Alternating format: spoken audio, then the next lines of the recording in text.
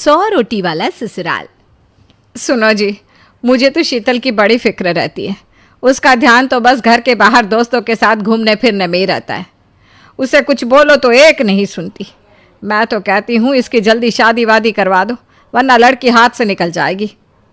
तुमसे ज़्यादा चिंता है मुझे शीतल की शादी की। कल ही वो रामपुर वाले मौसा जी को फ़ोन भी किया था। बता रहे थे एक लड़का है नज़र में, उनका अपना घर है और लड़का भी अच्छा है। अरे तो फिर बस बात चलाओ ना, एक बार देखे तो सही लड़का और घर बार कैसा है। कौन से लड़के की बात चल रही है यहाँ?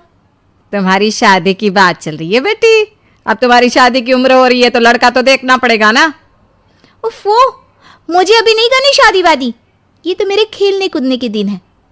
बहुत खेल कूद ली तुम, अब घर के काम धाम सीखने की कोशिश करो, समझी?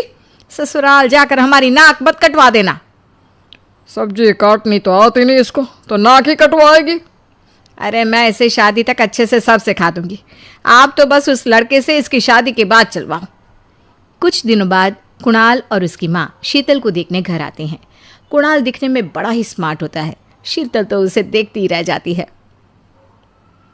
देखो जी, हमारी कोई डिमांड तो है नहीं, बस हम चाहते हैं कि लड़की घरेलू हो, घर के सारे कामकाज संभाल ले। अब आपके परिवार में तो बस 3 ही लोग हैं, पर हमारा तो खूब भरा पूरा परिवार है। बाकी हमें लड़की के घूमने फिरने दोस्तों से मिलने से कोई दिक्कत नहीं है। घर का काम करने के बाद जो चाहे सो करे। अरे वाह, ये तो इतने बढ़िया लोग हैं। लड़का भी इतना स्मार्ट है और ऊपर से इन्हें मेरे घूमने फिरने से भी कोई दिक्कत नहीं है। हे भगवान, तूने तो बिना मांगे ही मुझे सब दे दिया। बताओ जी, और क्या चाहिए हमें? हमारी तरफ से तो रिश्ता पक्का है जी। बस फिर तो हंसी खुशी शीतल और कुणाल की शादी हो जाती है। शीतल मन ही मन बड़ी खुश होती है और उसी खुशी के साथ वो अपने ससुराल में कदम रखती है। आओ बहू, तुम्हारा अपने ससुराल में स्वागत है। ये मिलो अपने परिवार से। ये तुम्हारे ससुर जी, तुम्हारी ननद सुनीता और गीता, सुनीता के पति राजेश और उनके 2 बच्चे राजू और चिंटू। ये ना हमारे साथ यहीं रहते हैं। ये तुम्हारी दादी सास हैं और बाकी लोग अभी बाहर गए हुए हैं।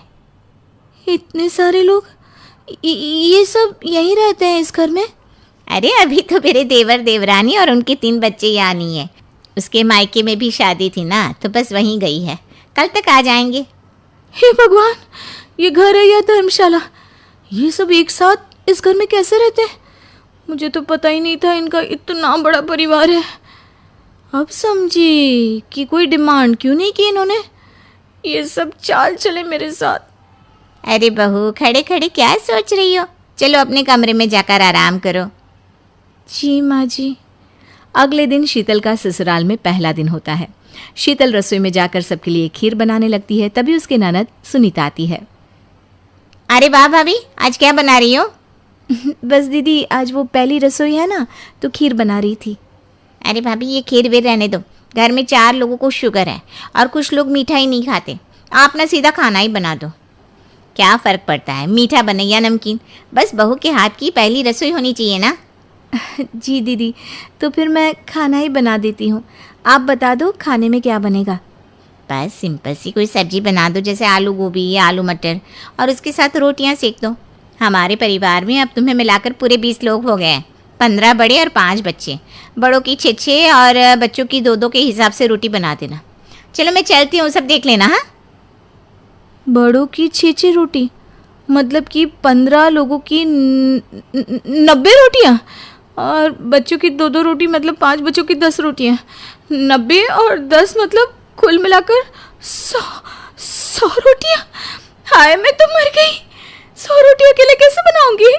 माँ, ये तुमने मेरी शादी कहाँ कर दी? शादी से पहले तो मैंने कभी 4 रोटी से ज़्यादा नहीं बनाई। शीतल एक बड़ी सी परात में 100 लोगों के हिसाब से आटा निकालती है और उसे गूंथना शुरू करती है। आटा गूंथते गूंथते शीतल के पसीने छूट जाते हैं। उसके बाद बारी आती है रोटी बनाने की। शीतल एक एक करके रोटी बनाना शुरू करती है और 10 रोटी बनाते ही अपनी कमर पकड़ लेती है। हाय, मैं मर गई। मेरी कमर टूट गई खड़े खड़े, और ऊपर से इतनी गर्मी।